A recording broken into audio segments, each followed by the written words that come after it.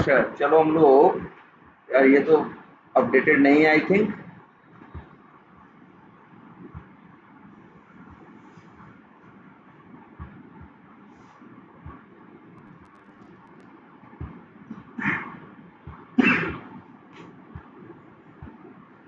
कौन सा प्रोजेक्ट है?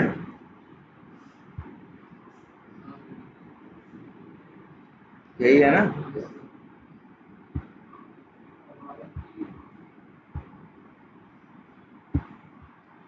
अच्छा चलो देखते हैं। ये चीज तो सबको इतनी समझ में आ रही थी कि अब हम लोग क्या कर रहे हैं, पेज वाइज क्या बनाते हैं, क्लास बनाते हैं और उस पेज पे हमें जो काम करने होते हैं उस काम करने के लिए क्या करते हैं, मेथड बनाते हैं। तुम उस क्लास में हो ना, तो यहाँ क्यों बैठे, कहानी चल रही है।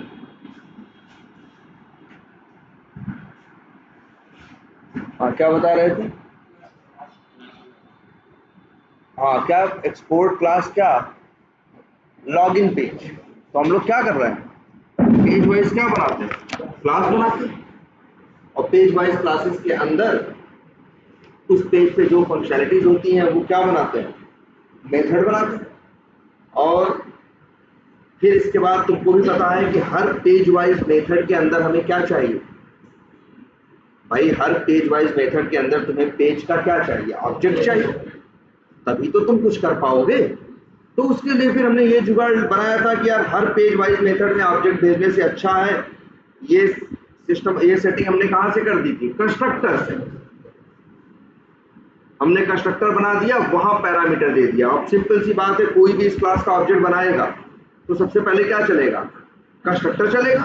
कंस्ट्रक्टर चलेगा तो जो पेज का ऑब्जेक्ट होगा वो इस वेरिएबल में आएगा, यहाँ पे आएगा पैरामीटर में। और ये इसके बाद ये जो पेज नाम का क्या है, इसको क्या बोलते हैं, नाम याद रखना है, इंस्टेंस वेरिएबल। इसके ऊपर क्या आ जाएगी, वैल्यू आ जाएगी। अब इसके बाद दिस डॉट पेज डॉट क्या, go to this dot page dot क्या, लोकेटर। इस तरह से करके फिर मतलब अब आप देखो, दिस जो है याद रखना, ये दो, इसको बोलेंगे इंस्टेंस वेरिएबल। और दिस वर्ड इस्तेमाल होता है इसीलिए जब आपको पॉइंट करना होता है अपने इंस्टेंस वेरिएबल, तभी लगते हैं दिस डॉट क्या लिखा, पेज। याद रहेगा, इतना इतना दिमाग में बैठा था। इस तरह से कर रहे थे। कल वाली क्लास थी एक क्लास, कल वाली क्लास में तो इतना समझ में आ रहा था ना, इतना हम लोगों ने कर दिया था। अब हम लोग इस बारे में बात कर रहे थे यार कि जो ये हमारे क्या है, अभी ध्यान से देखो, ये क्या लॉगिन पेज क्या है, पेज वाइज क्लास है। और लॉगिन क्या है, उस पेज वाइज क्लास का मेथड है। पेज पे जो फंक्शनैलिटी है उसके लिए बनाया गया मेथड है, क्या मेथड है जिसका नाम क्या है, हाँ लॉगिन। अब देखो मेथड में जनरली क्या होता है बताओ, मेथड में वर्क करने का क्या होता है, लॉजिक होता है, लिखा हो गया होता है ना, ये करना है, ये करना है, ये करना है। मेथड में 3 4 5 6 10 लाइन लिखी होती है कि नहीं लिखी होती? तो ये जो लॉगिन मेथड है इसके अंदर लॉजिक लिखा है कि पेज वाइज क्लास उस पे लॉगिन पेज पे लॉगिन के लिए क्या करना है। अब यहां भी दो बातें आती हैं, जब भी तुम किसी भी एलिमेंट पे वर्क करते हो तो सबसे डायरेक्ट तो वर्क नहीं करते, पहले क्या लिखते हो, कहां पहले लिखते हो, पेज डॉट लोकेटर, तब पाते हो क्या, लोकेटर का ऑब्जेक्ट, तब तुम फिल या इस तरह से मेथड कॉल करते हो। अपने जरा ऑटोमेशन के पॉइंट ऑफ व्यू से सोचो, हमको यार जब भी किसी एप्लीकेशन में कहीं कुछ ऑटोमेशन करना होता है, हर लाइन में दो ही खेल होता है, एक एलिमेंट ढूंढो, इसके बाद उसके ऊपर क्या करो, वर्क करो, क्लिक करो, फिल करो, कुछ भी करो, 50 मेथड है ना, सब कुछ चलते हैं कब, पेज डॉट लोकेटर करने के बाद, तब तुमको मिलता है लोकेटर का ऑप्शन। तो मतलब ऑटोमेशन की दो चीजें हैं, ऑटोमेशन किसी स्टेप में की जान मान के चलो, दो चीजें, एक लोकेटर और दूसरा किया जाने वाला वर्क। बताओ हर लाइन में क्या होता है यार, एक लोकेटर होता है और दूसरा क्या होता है, वर्क होता है फिल करो, क्लिक करो, सेलेक्ट ऑप्शन करो, गेट टेक्स्ट करो, टेक्स्ट कंटेंट करो, इनर टेक्स्ट करो, 72 मेथड है कि नहीं? तो अब यही देखो, समझना है इस बात को। तो तुम्हारे अभी अगर हम इस लॉगिन मेथड की बात करें जो तुमने पेज वाइज मेथड बनाया है, इसके अंदर लॉजिक भी है और प्लस लोकेटर, मतलब XPath CSS जो लिखा है वो भी है। जैसे अब यही नहीं है यार, और भी और लोगों को भी देखते हैं जरा। होम पेज पे आ जाओ, यहां पे भी क्या है, पेज वाइज क्या बने हैं, मेथड्स बने हैं कि नहीं बने? देखो सब ध्यान से, पेज वाइज क्या बने हैं, होम पेज पे जो जो काम करना था वो मेथड यहाँ पे बनाए गए। अब देखो जरा इस मेथड के अंदर क्या करना है ये भी लिखा है, लोकेटर क्या है ये भी लिखा है, दोनों चीजें हैं कि नहीं है। मेरा कहने का मतलब अभी जो हमने अपना ऑटोमेशन कर रहे हैं, जो फ्रेमवर्क जैसा बना रहे हैं, वहां हमको एक चीज अभी ये देखने को मिल रही है कि यहाँ पे पेज वाइज क्लास बनाते हैं, फिर इसके बाद पेज वाइज जो फंक्शनलिटीज होती हैं उनके लिए क्या बनाते हैं, मेथड बनाते हैं, और मेथड में वो वर्क करने का फिर क्या लिखते हैं, कोड लिखते हैं। मेथड में वर्क करने का क्या लिखते हैं, कोड लिखते हैं या लॉजिक लिखते हैं। तो यहाँ लॉजिक भी है और लोकेटर भी है। अब जरा सोचो एक एप्लीकेशन में किस तरह के चेंजेस आ सकते। जनरली हमारे एप्लीकेशन जैसे हमने ऑटोमेट कर दिया, एप्लीकेशन में चेंज आ गया तो हमें अपनी स्क्रिप्ट क्या करनी होती है, बदलनी होती है ना। तो क्या चेंज आता है, there are 2 type of changes. Number 1 कि बटन वही है लेकिन XPath बदल गया, नेम टाइटल आईडी एट्रीब्यूट की वैल्यू क्या हो गई, बदल गई। तो हमको जाके अपना लोकेटर बदलना पड़ेगा कि नहीं। पहला चेंज ये है क्या, लोकेटर का। और दूसरा चेंज ये होता है इसका, लॉजिक का। मतलब कई बार क्या होगा, वो बटन ही हट गई, नई बटन जुड़ गई, इस टाइप के चेंज होते हैं ना। फंक्शनलिटी ही क्या हो गई, बदल गई। जैसे मान लो पहले लॉगिन था, लॉगिन के लिए 4 लाइन का कोड हम लिखते थे, बाद में उन्होंने कहा लॉगिन में ये चीज भी और करना कि भैया लॉगिन करना है लेकिन टर्म्स एंड कंडीशन का उस समय चेक बॉक्स भी चेक करना है। एक चीज क्या की, बढ़ा दी ना। तो यहाँ क्या हुआ, लॉजिक में बदलना पड़ेगा कि नहीं। जाके जहां मेथड लिखा है, पेज वाइज मेथड में 4 लाइन लिखी है, वही एक लाइन क्या करनी पड़ेगी, बढ़ानी पड़ेगी ना। और कोड कितनी लाइन का हो जाएगा, 5 लाइन का। देखो ध्यान से समझना, 2 टाइप के चेंज, एक लोकेटर का, दूसरा लॉजिक का। लॉजिक का मतलब वर्क का। यार वर्क में जैसे कुछ चेंज आ गया कि पहले वो बटन थी अब वो बटन नहीं है, नई बटन जुड़ गई तो नई लाइन जाके जोड़ोगे ना। और कई बार ऐसा होगा वही बटन है लेकिन उसका XPath क्या होगा, चेंज। अभी फिलहाल जो तुम्हारे ये पेज वाइज मेथड है, इनके अंदर लॉजिक भी है और लोकेटर भी है। अगर लोकेटर भी चेंज करना हुआ तो हम आएंगे पेज वाइज मेथड के अंदर, लोकेटर ढूंढेंगे और वहां जाके क्या करेंगे, चेंज करेंगे। सबसे सही यही होता है प्रोग्रामिंग में या कहीं भी, क्या, सेपरेशन ऑफ कंसर्न हो। क्या वर्ड यूज किया हम, सेपरेशन ऑफ कंसर्न। मतलब अगर चीजें अलग अलग तरह की हो तो वो सेपरेट रहे, तब हमारे लिए उनको मैनेज करना क्या होता है, आसान। जरा सोचो, यही मेथड में लॉजिक भी प्लस लोकेटर दोनों है ना। हम लॉजिक एक साइड कर दें, लोकेटर एक साइड कर दें, लॉजिक एक साइड। अब कल को हमसे कहा जाएगा कि जाओ भैया लोकेटर में चेंज आया है, तो हम लॉजिक में क्यों सिर मारेंगे, जहां लोकेटर रखा है वहीं जाके डायरेक्ट क्या कर देंगे, चेंज कर देंगे। जरा सोच के देखो, इसलिए क्या कहा वर्ड हमने इस्तेमाल किया, सेपरेशन ऑफ कंसर्न। दोनों का जिसे कहते हैं ना मोटिव, दोनों का उद्देश्य, दोनों का कंसर्न क्या है, अलग अलग। एक लॉजिक की बात करता है और एक किसकी बात करता है, लोकेटर की।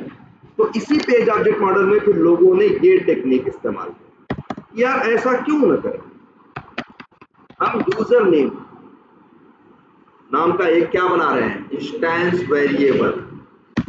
अब बताना है इसका टाइप, हम बता रहे हैं ये वेरिएबल हम बनाएंगे किस टाइप का मालूम है, लोकेटर टाइप।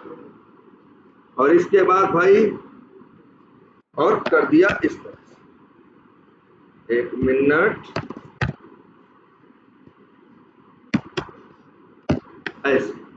और अब भाई ये एरर दे रहा है, कह रहा भाई आपने यूजर नेम में कुछ असाइनमेंट नहीं किया। तो हम कह रहे हैं ना, हम कर रहे हैं भाई, कंस्ट्रक्टर में घबराओ मत, कैसे यूज करेंगे भाई, याद है ना, दिस डॉट इंस्टेंस वेरिएबल को, दिस डॉट यूजर नेम, और इसके बाद पेज का ऑब्जेक्ट तुम्हारे पास है ही, पेज डॉट लोकेटर, और मेरे भाई यूजर नेम है ना, ना ये किसकी बात हो रही है, लास्ट नेम है, तो नाम अच्छा रखते हैं।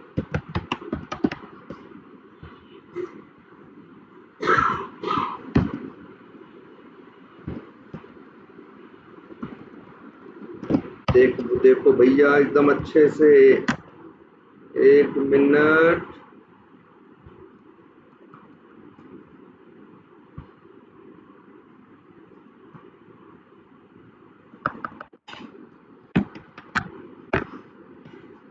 लाइन देखो भैया, पहले ये लाइन एकदम ध्यान से कैसे लिखा गया है कोड, देखो क्या किया गया है। लास्ट में वैल्यू इनपुट करके थी ना, बोलो पहले यही लिखते थे ना तुम, पेज डॉट लोकेटर, लोकेटर का उसका लास्ट नेम का एक्सपास डॉट क्या करते थे, फिल करते थे ना। हम कहे भैया लास्ट नेम नाम का एक वेरिएबल ऊपर बना दो, किस टाइप का, लोकेटर टाइप का, और कंस्ट्रक्टर के अंदर लिख दो दिस डॉट लास्ट नेम बराबर पेज डॉट क्या, लोकेटर। भैया तुमको भी पता है, जैसे ही कोई इस क्रिएट लीड पेज क्लास का क्या बनाएगा, ऑब्जेक्ट बनाएगा, ऑटोमेटिकली कंस्ट्रक्टर क्या होगा, चलेगा, चलेगा तो पेज का ऑब्जेक्ट, पेज वेरिएबल भी इनिशियलाइज होगा, और ये जो लास्ट नेम नाम का वेरिएबल है इसमें भी लोकेटर टाइप का ऑब्जेक्ट, पेज डॉट लोकेटर जब चलेगा तो लोकेटर का ऑब्जेक्ट आएगा। और भैया ये लास्ट नेम जो है मेरे भाई इंस्टेंस वेरिएबल है ना, तो इनके लिए भी यूज कर सकता है, इनके लिए भी यूज कर सकता है, ये तो कहीं भी यूज हो सकता है ना, और कितना परफेक्ट है। अब सीधे तुमको यहां क्या लिखना है, this dot last name dot fill. अब क्या कर रहे हैं हम, लोकेटर को ऊपर लगा दे रहे हैं और फंक्शनैलिटी को नीचे। ध्यान से समझो, अब जैसे यही है पेज डॉट दिया है ना, इसको भी चेंज मारो फटाक से, क्या है ये कंपनी, लो बना देते हैं दिस डॉट क्या कंपनी, लो मेरे भाई,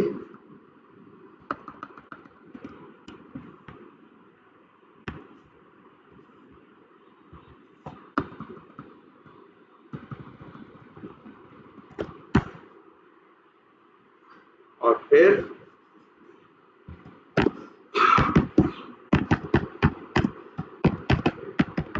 यार देखो ना यार, बस कंपनी नाम का वेरिएबल लोकेटर टाइप का, इसको क्या बना दिया, इसे क्या बना दिए, इंस्टेंस वेरिएबल, बस परफेक्ट। अब यहां लिखो ना सीधा, ये सब क्या लाइन लिख रहे हो, सीधे लिखो दिस डॉट क्या है, कंपनी।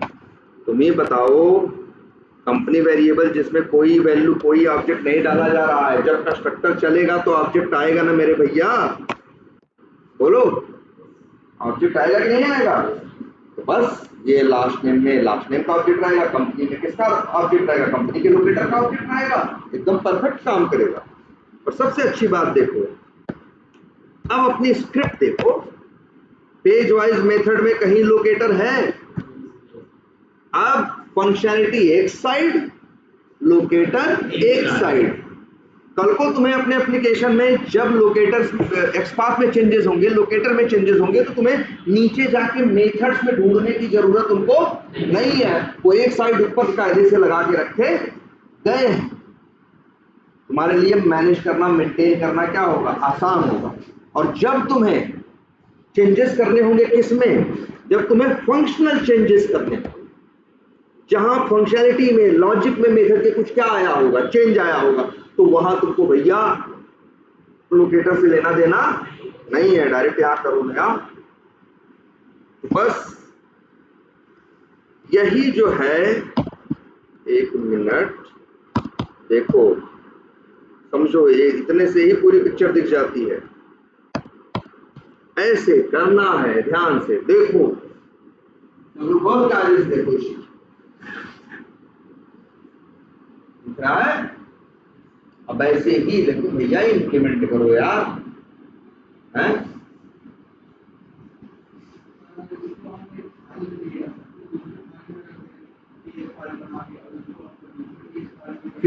किसको? लोकेटर को अलग रख दे, मेथड को अलग रख दे, रख सकते हो भैया। देखो, जब तुम्हारे पास चीज क्या होती जाती है, बड़ी होती जाती है। अब ऐसा भी है कि बहुत बड़ी चीज नहीं है, फिर भी अलग अलग बहुत ज्यादा तुम फैला दोगे तो भी तुमको उसे समेटने में बाद में क्या होगी, दिक्कत होगी। ये डिसीजन तो हम लोग उस हिसाब से लेते हैं, एप्लीकेशन में हमें दिखता है यार, ऐसे ऐसे एप्लीकेशन में पेजेस होते हैं, जैसे पता चला एक एक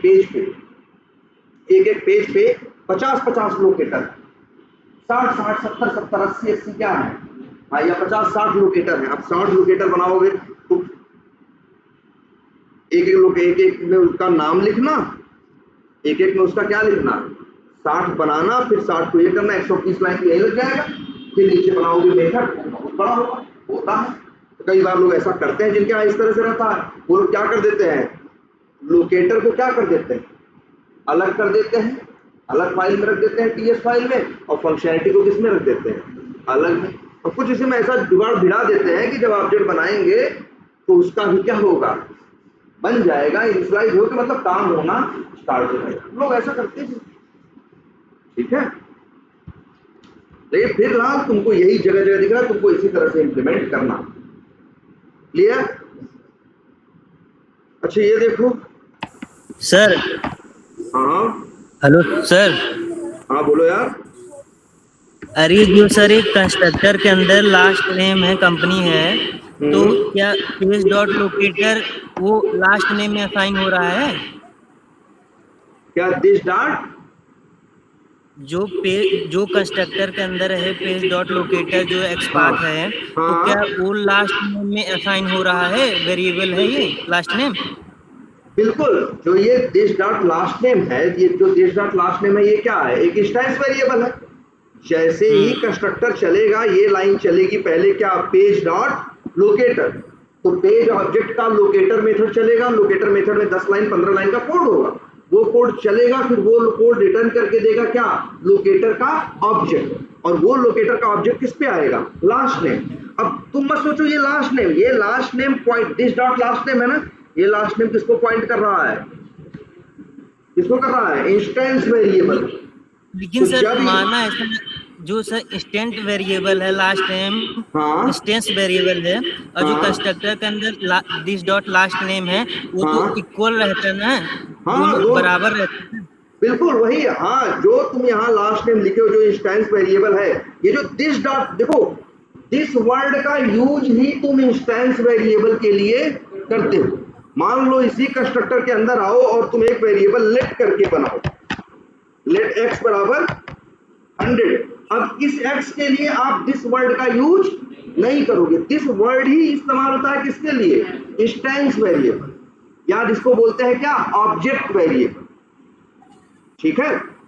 पहली बात तो ये देखो, एक कंस्ट्रक्टर हवा में तो चलेगा नहीं, इसके चलने की पहली शर्त ही यही है कि क्या बनेगा, ऑब्जेक्ट बनेगा। तो जो ऑब्जेक्ट बनेगा ना, तो जो ऑब्जेक्ट बनेगा उसी के साथ ये इंस्टेंस वेरिएबल रहेंगे।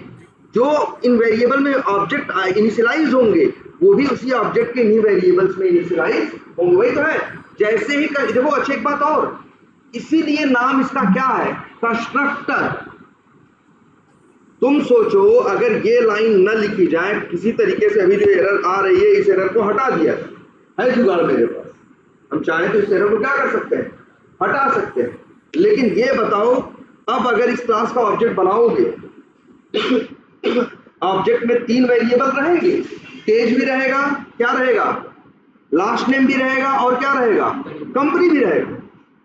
लेकिन तीनों में कोई ऑब्जेक्ट नहीं रहेगा, तीनों में कोई ऑब्जेक्ट नहीं रहेगा, ये किसी काम का नहीं है। देखो अब जब कंस्ट्रक्टर क्या कर रहा है बताओ, इसके वेरिएबल्स को क्या कर दे रहा है, इनिशियलाइज कर दे रहा है ना, इनके अंदर क्या डाल दे रहा है, ऑब्जेक्ट डाल दे रहा है ना, इनके अंदर पेज डॉट लोकेटर करके लोकेटर का ऑब्जेक्ट डाल दे रहा है ना। तो जनरली कंस्ट्रक्टर का यूज ही यही होता है। क्या जनरली कंस्ट्रक्टर का यूज यही होता है कि आपकी क्लास के अंदर जो इंस्टेंस वेरिएबल हैं उनको क्या करना, इनिशियलाइज करना, जिससे जब ऑब्जेक्ट बने तो उसके साथ कंस्ट्रक्ट, सोचो कितना अच्छा नाम है, ऑब्जेक्ट का कंस्ट्रक्शन के टाइम पे ये क्या करता है, हेल्प करता है। जब ऑब्जेक्ट क्या होता है, बनता है, तो इसका नाम क्या है, देखो कंस्ट्रक्टर है। कंस्ट्रक्शन के टाइम पे जो जो जो चीजें आपको लगता है कि ऑब्जेक्ट बनने के टाइम पे ये चीज इसके अंदर होनी चाहिए, वो सारी चीजें आप इसके अंदर लिख देते हैं, इसलिए इसका नाम भी क्या रखा गया, कंस्ट्रक्टर रखा गया। क्लियर है? तो भाई देखो इस तरह से यूज करना है, यही यूज करने का परफेक्ट वे है। अच्छा एक चीज और, एक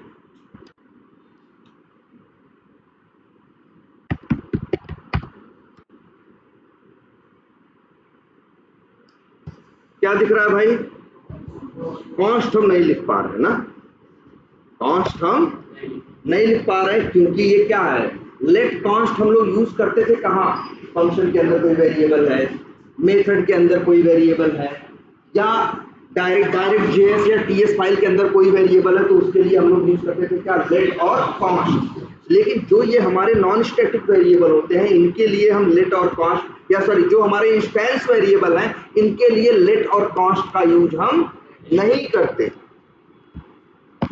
याद रहेगा इसके, हाँ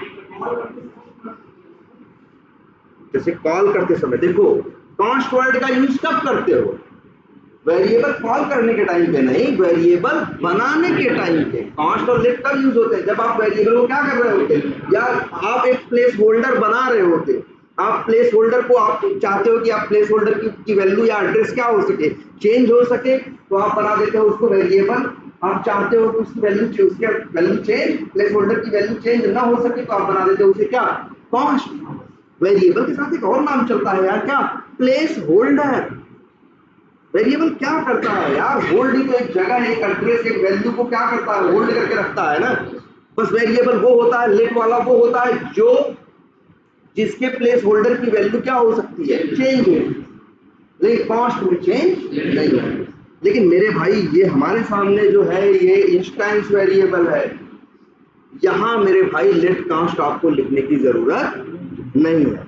लेकिन अच्छा ये बताओ, आखिर है तो ये भी वेरिएबल ही, बोलो, चाहे इंस्टेंस वेरिएबल हो चाहे जो वेरिएबल है, तो क्या वेरिएबल। वेरिएबल का मतलब है कि इसकी वैल्यू चेंज हो सकती है। मतलब अगर भैया गलती से हम ये लिख दें,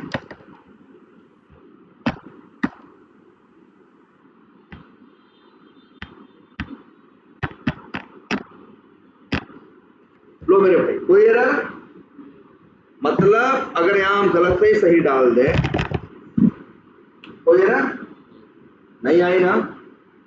ये एक इंस्टेंस वेरिएबल है, इसकी वैल्यू हम क्या कर सकते हैं, बदल सकते हैं। लेकिन जब कभी हम प्रोग्रामिंग करते हैं और हमें ये महसूस होता है कि इसकी वैल्यू बदलनी नहीं चाहिए, तो इसीलिए तो लेट से क्या कर देते थे, कॉस्ट।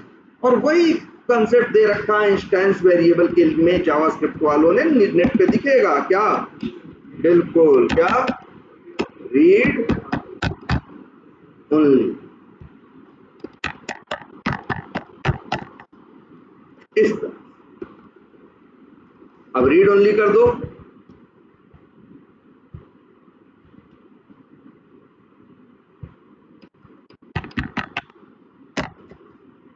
देख रहे हो एरर दे रहा है कि नहीं दे रहा। रीड ओनली का मतलब क्या है, रीड ओनली का मतलब है कि आप वेरिएबल की वैल्यू चेंज, रीड ओनली, आप सिर्फ रीड कर सकते हो, राइट नहीं कर सकते। देखो कितना परफेक्ट है। तो बहुत से लोग इस तरह से लिखते हैं, और इसमें भी असाइनमेंट एक ही बार करना है, अगर बार बार नहीं करना है या इसको रहने दो, हो सकता है कोई दूसरा पेज का ऑब्जेक्ट हमें इसमें डालना पड़ जाए, इसके लिए हम इसको नहीं कर रहे हैं बाकी, लेकिन मेरे एलिमेंट तो क्या रहेंगे, जो पेज डॉट लोकेटर करके ऑब्जेक्ट आएगा, अब बाद में उसे चेंज करने की कोई जरूरत नहीं है। तो हमने रीड ओनली लगा दिया जिससे गलती से भी चेंज ना हो। हमने गलती का रास्ता ही क्या कर दिया, बंद कर दिया। हाँ, रीड ओनली का कुछ कुछ कैसा होता है, कॉन्स्ट जैसा ही, लेकिन रीड ओनली लगेगा किस वर्ड किसके साथ, इंस्टेंस वेरिएबल के साथ। ठीक है,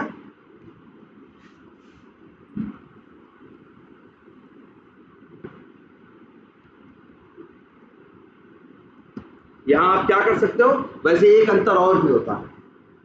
जैसे मान लो, ध्यान समझना, एक ऑब्जेक्ट, एक क्या है, ऑब्जेक्ट है, और वो ऑब्जेक्ट एक कॉन्स्ट के पास है। किसके पास है, कॉन्स्ट के। तो भैया आप उस पर नया ऑब्जेक्ट नहीं डाल सकते, लेकिन ऑब्जेक्ट है तो ऑब्जेक्ट की प्रॉपर्टी वैल्यू हो सकती है ना, ऑब्जेक्ट की प्रॉपर्टी वैल्यू को आप चेंज कर सकते है ना, कर सकते हो।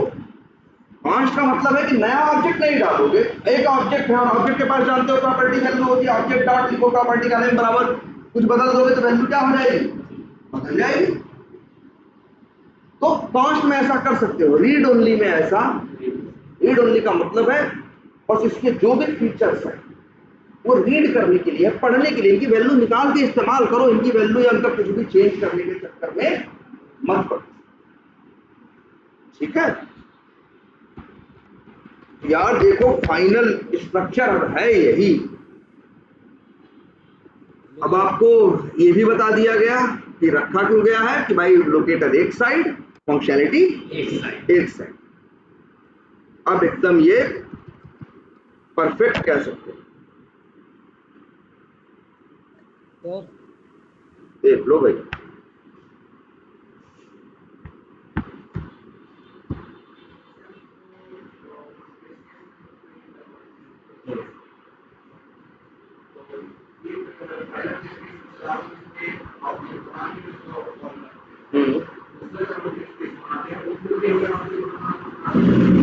हाँ हाँ, दूसरे भी बनाएंगे, बिल्कुल। हाँ हाँ हाँ, बिल्कुल बिल्कुल।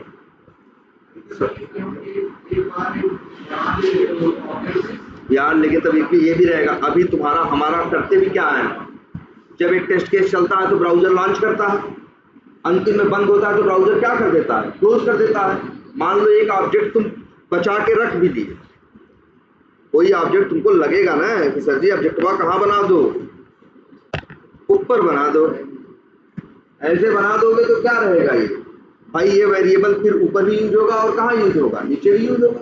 लेकिन ध्यान दो, ये जो ऑब्जेक्ट होगा, ऑब्जेक्ट जब भी किसी पेज का ऑब्जेक्ट बनेगा तो साथ में क्या चाहिए होगा, पेज का ऑब्जेक्ट चाहिए होगा। ध्यान समझना, क्या चाहिए होगा, पेज का ऑब्जेक्ट। अगर ब्राउजर बंद हो गया तो पेज का ऑब्जेक्ट क्या हो गया, खत्म हो गया, तो ये ऑब्जेक्ट भी किसी काम का नहीं रह जाएगा। ध्यान से समझो यार, लॉगिन पेज है ये एलपी क्या है बताओ, एलपी के पास क्या है, लॉगिन पेज का ऑब्जेक्ट। एलपी लॉगिन पेज का ऑब्जेक्ट बनाओगे तो एक ऑब्जेक्ट बनेगा, उसके साथ ये वेरिएबल क्या होंगे, अभी अभी हम यहाँ क्या बनाएंगे, यहाँ क्या बनाएंगे, इंस्टेंस वेरिएबल बनाएंगे। इंस्टेंस वेरिएबल क्या होंगे, इनिशियलाइज होंगे, क्या होंगे, इनिशियलाइज होंगे। लेकिन वो जो इंस्टेंस वेरिएबल बनेंगे वो किसी पेज डॉट लोकेटर के साथ रहेंगे। अब मान लो आपका पहला टेस्ट केस चला, ध्यान से देखो, तुम्हारा पहला टेस्ट केस चला, चलने के बाद पेज ब्राउजर लॉन्च हुआ और अंतिम में क्या हो गया, क्लोज हो गया, तो पेज का ऑब्जेक्ट तो गायब हो गया ना। तो उस पेज के ऑब्जेक्ट से जो लॉगिन पेज या जो ऑब्जेक्ट बनाए थे वो भी क्या हो गए, बेकार हो गया, वो भी काम नहीं करेंगे। अगर तुम ये जुगाड़ सोचोगे कि कई बार ऑब्जेक्ट बनाए और उसको ही क्या करें, चार टेस्ट केस, अगर इसमें इसके अंदर चार टेस्ट केस हैं तो चारों में वही ऑब्जेक्ट क्या करें, यूज करें, तो तुमको एक बात का ख्याल रखना होगा, चाहे पहला चाहे दूसरा तीसरा, बीच में ब्राउजर बंद नहीं होना चाहिए, तब तुम्हारा ये जुगाड़ चलेगा। एक पहला ब्राउजर लॉन्च हुआ, टेस्ट केस चला, इसको बंद नहीं किए, लॉग आउट किए, फिर लॉगिन करके फिर मतलब ऐसा किए कि वो ब्राउजर के सेशन को बंद नहीं किए। ब्राउजर का सेशन बंद किए तो वो पेज का ऑब्जेक्ट खोखला हो गया, और पेज का ऑब्जेक्ट खोखला हो गया तो उससे बने हुए जो लॉगिन पेज, होम पेज, जिसका भी उस पेज के थ्रू बनाया गया ऑब्जेक्ट, वो भी क्या हो गया, किसी काम का। सब इतना ज्यादा मत सोचो अभी, फिलहाल इंप्लीमेंटेशन करो और इस तरह से जैसा हमने ये बताया, ये यही आपको इंप्लीमेंटेशन करना है। और ये हो गया पेज ऑब्जेक्ट मॉडल। याद रख लीजिए, इंटरव्यू का 2 क्वेश्चन फिक्स है, ऐसे 4-5 क्वेश्चन फिक्स है। अपना इंट्रोडक्शन दो, अपना क्या दो, इंट्रोडक्शन दो, अपना प्रोजेक्ट एक्सप्लेन करो, 2 एजाइल, 3 फ्रेमवर्क एक्सप्लेन करो, 4 और इसके बाद पेज ऑब्जेक्ट मॉडल एक्सप्लेन करो, 5 क्वेश्चंस तो किसी भी क्वेश्चन के क्या है, किसी भी इंटरव्यू के क्या है, एकदम मस्ट पार्ट है। ठीक है? हाँ, और फीचर भी हैं। अभी तो अब हम लोग पेज ऑब्जेक्ट मॉडल इंप्लीमेंट कर लिए, अब हम लोग क्या कर लिए, पेज ऑब्जेक्ट मॉडल। लेकिन ढंग से यार यहाँ पे अब करना पड़ेगा ना, सबको जाके क्या करना होगा, इसको चेंज करना होगा ना। अच्छा, हम लोग यूज कैसे करते हैं यार, चलो अच्छा यही देखते हैं।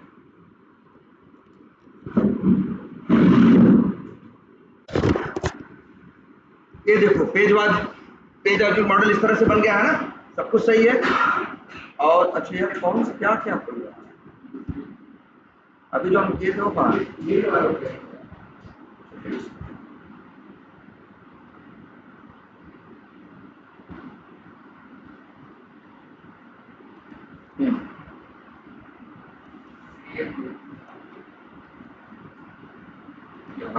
यहाँ ये इस तरह से पहले इसे इंप्लीमेंट करो।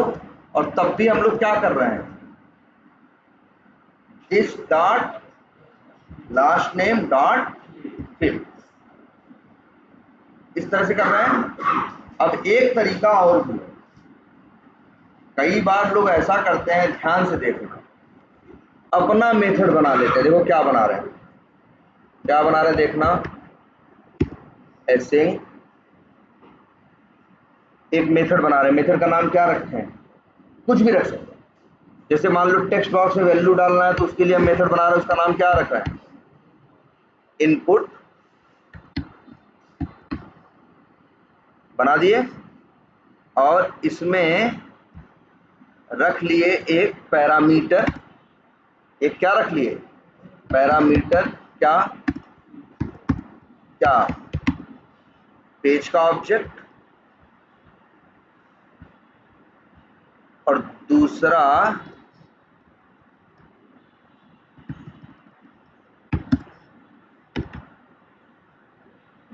रख दिए क्या, लोकेटर का ऑब्जेक्ट, देखना जरा।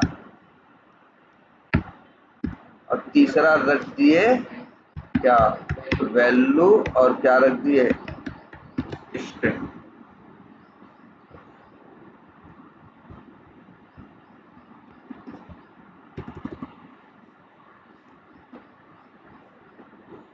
ठीक, अब इसके बाद अंदर इसी में लिख दो क्या, पेज, नहीं सॉरी, पेज का ऑब्जेक्ट जरूरत कहाँ है यार, सॉरी, पेज के ऑब्जेक्ट की जरूरत नहीं है। यहाँ लिखो सीधे क्या, लोकेटर डॉट फिल। जरा सब लोग एक बार स्ट्रक्चर देखो, अभी इसकी जरूरत नहीं है, चलो इसके बारे में डिटेल में अभी आगे देखेंगे थोड़ी देर बाद। लेकिन ये देखो, ये इस तरह से, मतलब अगर वैल्यू इनपुट करना है, देखो ध्यान से क्या करने जा रहे हैं। तब एक मिनट यहाँ लिख दो क्या,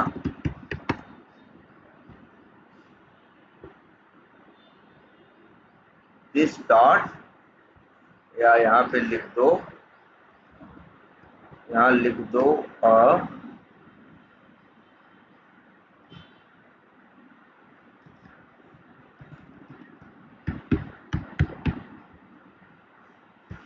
जरा देखो यार, अभी तुम लोग थोड़ा कंफ्यूज हो जाओगे। चलो यार, ये जैसे मान लो, ऐसा ही मान के चलो, क्या है यहाँ पे, यूजर नेम नहीं, क्या क्या है, लास्ट नेम है ना। जरा ऐसा देखो,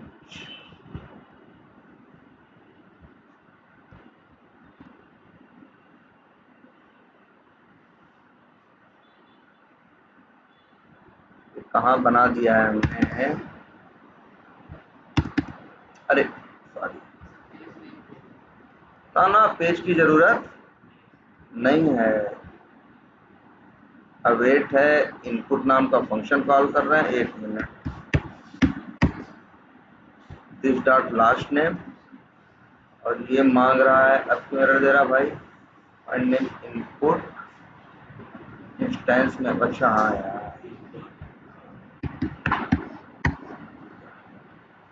इस तरह से।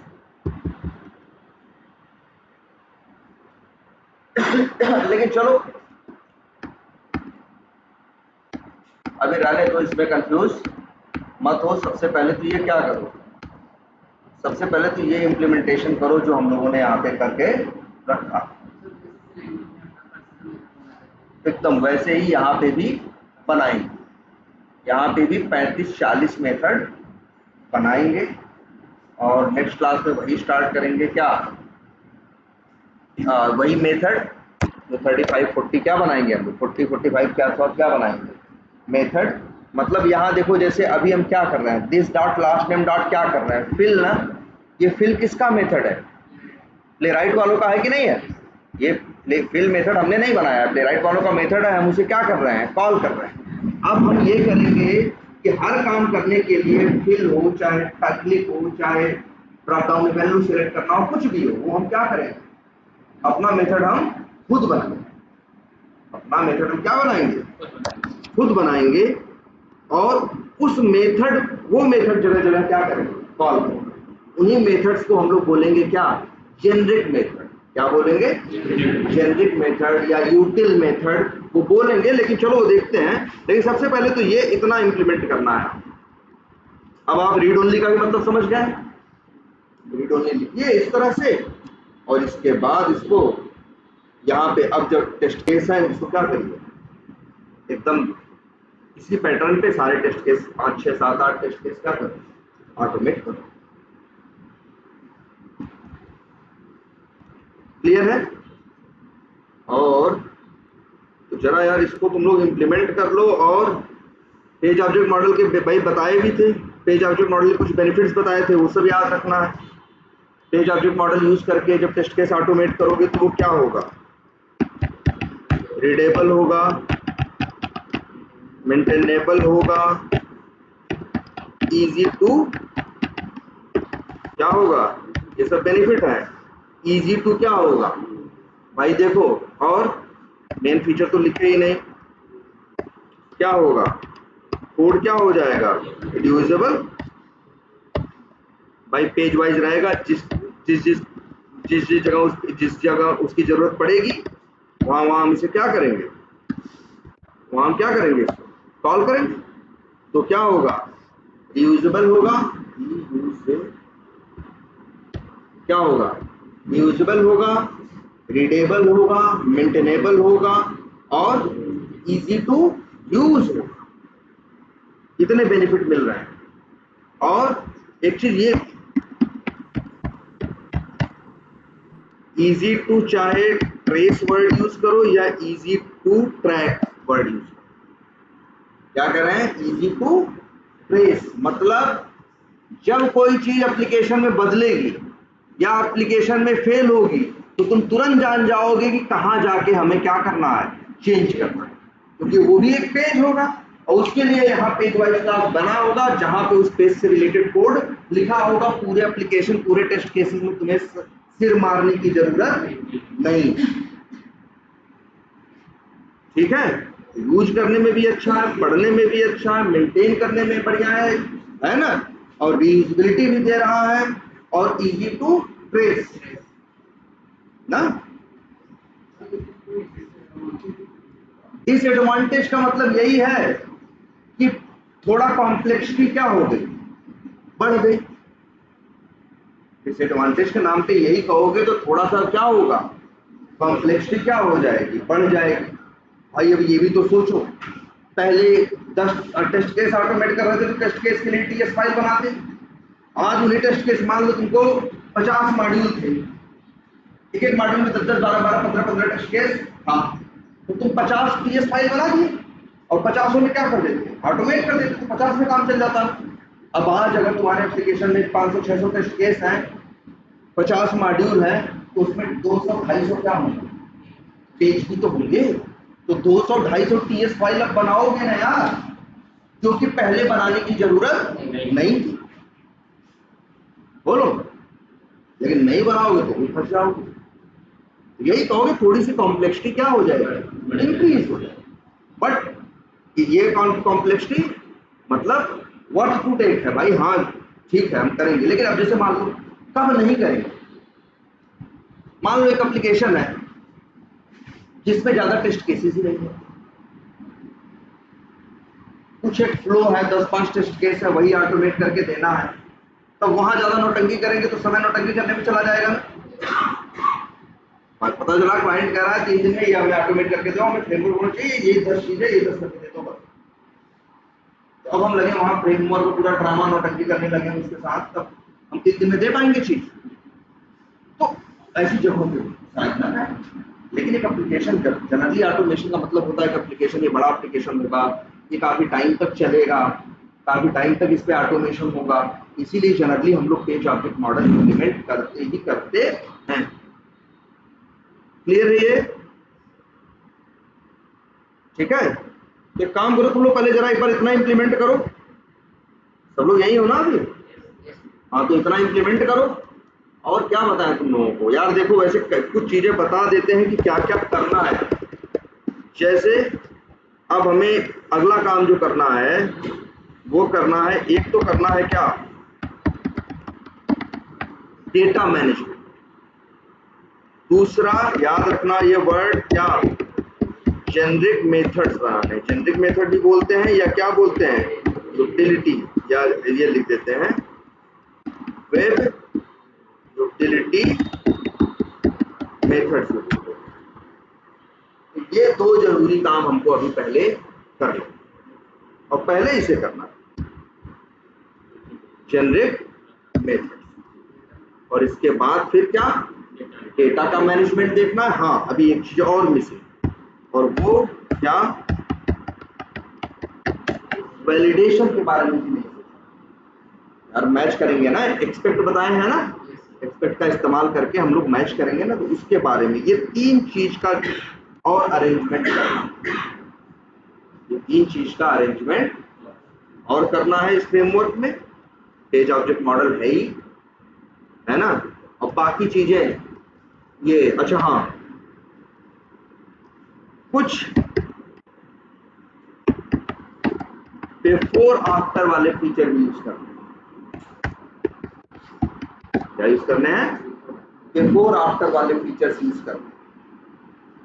और हाँ बस मान के चलो इतना ही, ये 4 चीजें अभी हम लोग को इसमें करनी है, तो ये फ्रेमवर्क क्या हो जाएगा, हाँ कंप्लीट। देखो रिपोर्टिंग तो ये खुद ही, अच्छा एक चीज और चाहेंगे हम लोग, कई बार कई जगह इंटरव्यू में एक चीज मांगते हैं, इसी प्लेराइट में मिलती है, एक रिपोर्ट और बनती है, क्या, एल्योर रिपोर्ट। कुछ बहुत नहीं करना होता, छोटी सी कमांड होती है, वो भी जनरेट हो जाती है। तो एल्योर रिपोर्ट देखिए, अगर इस फ्रेमवर्क के कंप्लीशन की बात करें तो एल्योर रिपोर्ट है, फिर इसके बाद इतना करने के बाद इस कोड को हमें गिटहब पे क्या करना है, गिटहब पे पुश करना है, और इसके बाद जेनकिंस से या फिर गिटहब एक्शंस, दोनों में से किसी एक से इसे क्या करना, रन करना। यही इसका एंड टू एंड फ्लो है, ये मान के चलो। क्या फिक्चर्स हैं वही तुम्हारा, ये जो बिफोर आफ्टर और जो पेज नहीं है, तो वो तो बस तुमको बताना है एक फिक्चर्स क्या क्या है देख लो। वही यार, जो पेज का ऑब्जेक्ट नहीं है, पेज का ऑब्जेक्ट, ब्राउजर का ऑब्जेक्ट, ब्राउजर कंटेक्स्ट का ऑब्जेक्ट ऑटोमेटिकली बना बनाया मिलता है ना, उसी को बोलते हैं क्या, फिक्चर्स। ठीक है, चलो ये डेटा मैनेजमेंट का भाई, अच्छा ये भी सब लोगों का इसका एक आइडिया दे रहे हैं। डेटा मैनेजमेंट का मतलब ये समझना, जैसे तुम लोग क्रिएट लीड पेज कर रहे हो, मान लो यही कर रहे हैं, मान लो हमको यहाँ 2 ही वैल्यू डालनी है, या ये 5 वैल्यू डालनी है, या 2 ही वैल्यू मान लो डालनी है।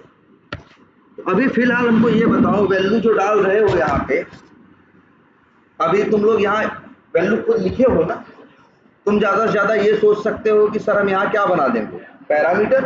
कैसे, ऐसे, कैसे, लास्ट नेम और क्या, स्ट्रिंग, कॉमा, और क्या है, हाँ, कंपनी, और कोलन क्या, स्ट्रिंग।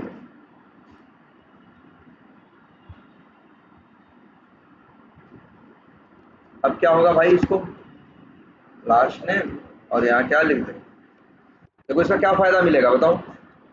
अब जो जिस टेस्ट केस में जो भी इस मेथड को क्या करेगा, कॉल करेगा, जैसे मान लो कहाँ पे कॉल किया है, इसी में किया है,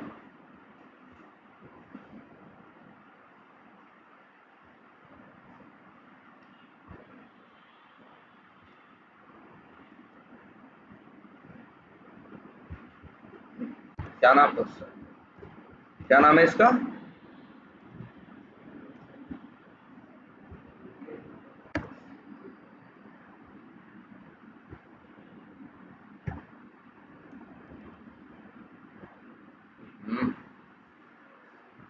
हाँ एक मिनट, देखो देखो क्या बता रहे थे हम, हाँ डेटा। तो जैसे ये है, कहाँ पे है, फिल, मान लो मेथड कॉल कर रहे हैं कौन सा,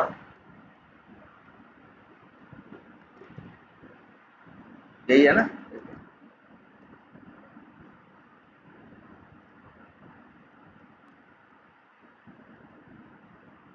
अब यहाँ 2 भेजना है क्या, पैरामीटर।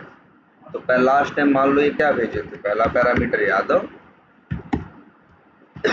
दूसरा कंपनी का नाम मान लो भेज दिए क्या, एस, भेज दिया ना। लेकिन तब भी बताओ, टेस्ट केस में डेटा लिखा गया है ना। कल को मान लो हमें लास्ट नेम क्या चेंज करना हो, कंपनी का नेम चेंज करना हो, तो हमको कहाँ जाना पड़ेगा, टेस्ट केस में जाएंगे ना यार, जहां कॉल किए हैं यादव या एससीएल जो भी लिखे हैं, इसे हम क्या करेंगे, चेंज करेंगे कि नहीं करेंगे। अब हम लोग ये चाहते हैं, इसीलिए देखो वर्ड मत भूलना, आज वाला एक बहुत सबसे आज का जिसे कहते हैं ना, जो मोस्ट वर्ड है वो क्या है, सेपरेशन ऑफ कंसर्न। अगर कितना अच्छा हो, जैसे टेस्ट केस में पेज वाइज मेथड का यूज करके लॉजिक लिखा है कि कैसे ऑटोमेट करना है, कौन से किसको कॉल करना है, किसको नहीं कॉल करना है, लेकिन यही डेटा भी तो बताया है। अब हम ऐसा जुगाड़ चाहेंगे कि डेटा एक अलग फाइल में रहे। डेटा कहाँ रहे, अलग फाइल में रहे, जैसे यहां यादव न लिखा रहे, डेटा कहाँ रहे, ये डेटा एक और फाइल बनेगी टेस्ट डेटा नाम की, और उस टेस्ट डेटा फाइल के अंदर हम लिखे क्या, ये वैल्यू यादव, और उसको दे क्या, डेटा को दे क्या, एक नेम। तो यहां यूज किया जाए डेटा का क्या, नेम, डेटा नहीं।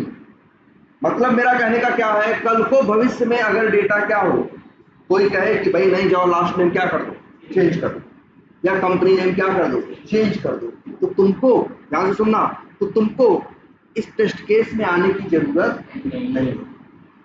डेटा एक अलग फाइल में रखा गया है, डेटा कहाँ रखा गया है, अलग फाइल में रखा गया, वहां से डेटा आएगा टेस्ट। बात समझ में आ रहा है कुछ। अरे ऐसे सोचो, जैसे देखो डेवलपर होता है, कोड लिखता है ना, लॉजिक क्या हो कैसे हो, लेकिन डेटा क्या रखता है, प्रोग्राम क्यों रखता है, डेटा कहाँ रखता है, कहीं बाहर रखता है ना, डेटा बेस या कहीं कुछ रखता है। ऐसे ही हमको भी जुगाड़ करते हैं। समझ, अभी समझ में आ रही बात ये। देखो चलो बताएंगे, एक कंसेप्ट होता है टेस्ट डेटा। टेस्ट डेटा किसे कहते हैं, जो हम ऑटोमेशन कर रहे हैं उस ऑटोमेशन में जो डेटा जैसे first name, last name, user name, password जो भी इस्तेमाल कर रहे हैं उसे बोलते हैं क्या? Test data. अभी क्या है, तुम्हारे टेस्ट केस में ही तुम्हारा क्या है? Test data. या तुम्हारी पेज वाइज क्लास में ही तुम्हारा क्या है? टेस्ट डेटा है, जो कि सही चीज नहीं है। कल को डेटा में बदलाव होगा और तुम्हें जाना होगा कहाँ? टेस्ट केस में, और जगह जगह जाके क्या करोगे? चेंज करो। ये सही अप्रोच नहीं है।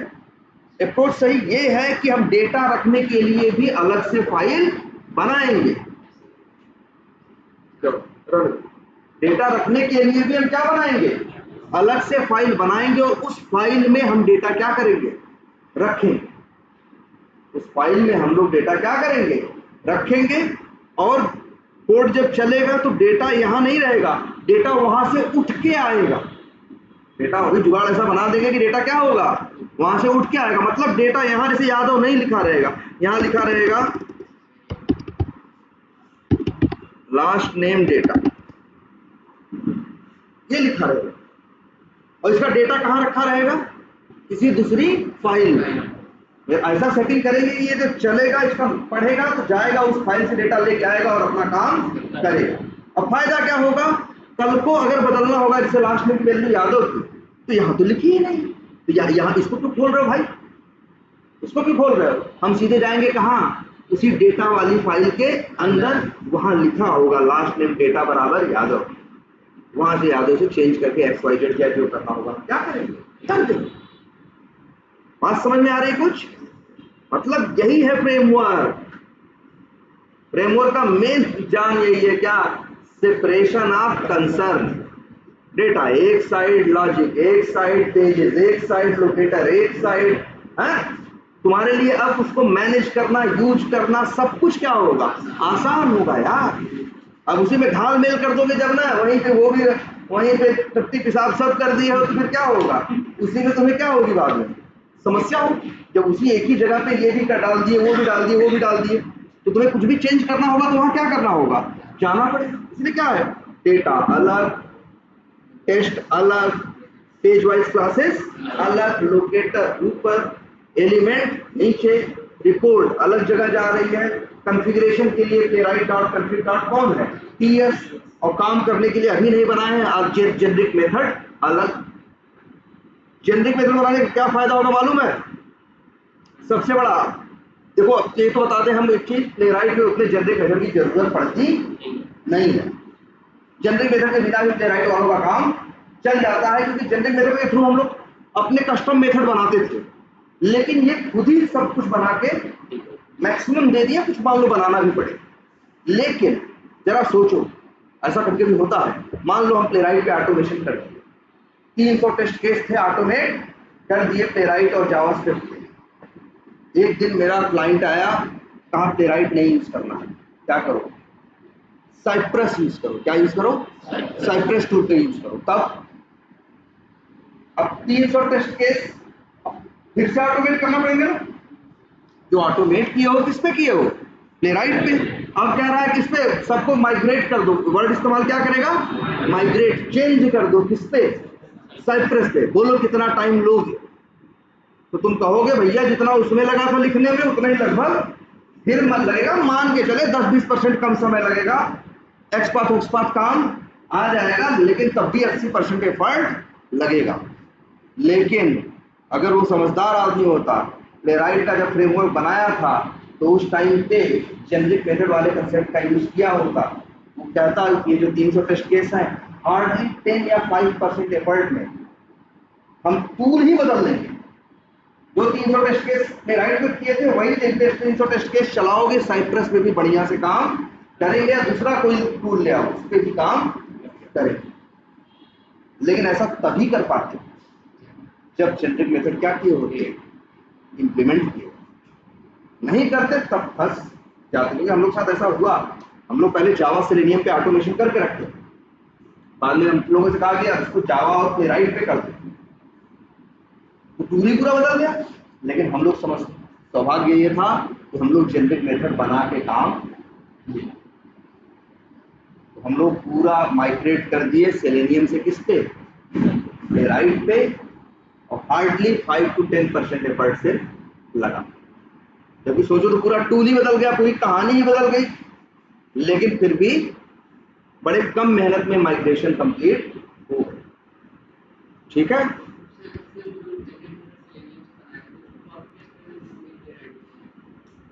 जेनरिक मेथड सेम ही रखे भाई, जेनरिक मेथड में नाम ही तो होता है, अंदर तो कोड चाहे जिसका। ठीक है, चलो ये देख लो भाई, ये टॉपिक्स हैं। और यार लेकिन अब सब लोग थोड़ा 6, 7, 8, 10 टेस्ट केस ऑटोमेट करो यार। और सबसे बड़ी बात है, ऐसा मत करो भाई, अब मत ऐसे समझो कि यार तुम लोग जैसे सोच रहे हो कि यार कोर्स करेंगे, एग्जाम होगा, देख के पास हो जाएंगे। पागल हो क्या यार, तुम्हारे पास टाइम नहीं है, जो बैठे हो भैया उतना प्रैक्टिस करते रहो यार। क्लास से ज्यादा जरूरी तुम्हारे लिए ये है भैया कि उसको पूरा क्या करो, इम्प्लीमेंट करो और लिखो तमीज के साथ, और तैयार करो। बोलोगे ना यार, इस दिन में क्या करोगे, यही चीज बोलोगे ना कि अगर ये फ्रेमवर्क हो जाता है तो भाई प्लेराइट है, ऑटोमेशन है, सब कुछ है, मैनुअल पता है, एजाइल पता है, इंटरव्यू देना, तो क्या कर सकते हो तब स्टार्ट। जिसको प्लेराइट मैनुअल की जरूरत होगी सिलेक्शन भी हो जाएगा, पोस्टमैन भी पता है, एपीआई पता है, बस क्या रहेगा, एपीआई का ऑटोमेशन वो एकदम बड़ा नहीं है, बहुत छोटा सा होता है। तो तुम लोग अपना इंटरव्यू दोगे तो भैया पूरा तैयार करो, कोर्स खत्म होने के बाद तैयार करोगे। हर क्वेश्चन आपसे मतलब समझ रहे हो ना इंटरव्यू में, तो आप ये नहीं रखते कि अभी ये हम पढ़े हैं वो पढ़े हैं, ऐसे तो बोलोगे नहीं। तुम आप बोलने वाले हो ना यार, तुम्हारे पास 3 साल 4 साल का क्या है एक्सपीरियंस है, तभी तुम्हारे पास कॉल आएगी। जब कॉल आएगी इंटरव्यू दोगे तो सब पूछेगा ना यार, एजाइल पूछेगा, ये पूछेगा, वो पूछेगा, हर चीज पूछेगा। ठीक है, तो भैया एकदम तैयार करो यार, ये लापरवाही मत करो कि मतलब क्या इंतजार कर रहे हो, इंटरव्यू में जाओगे, इंटरव्यू में नहीं बोल पाओगे, बेइज्जत होगे, तब बोलना शुरू करोगे।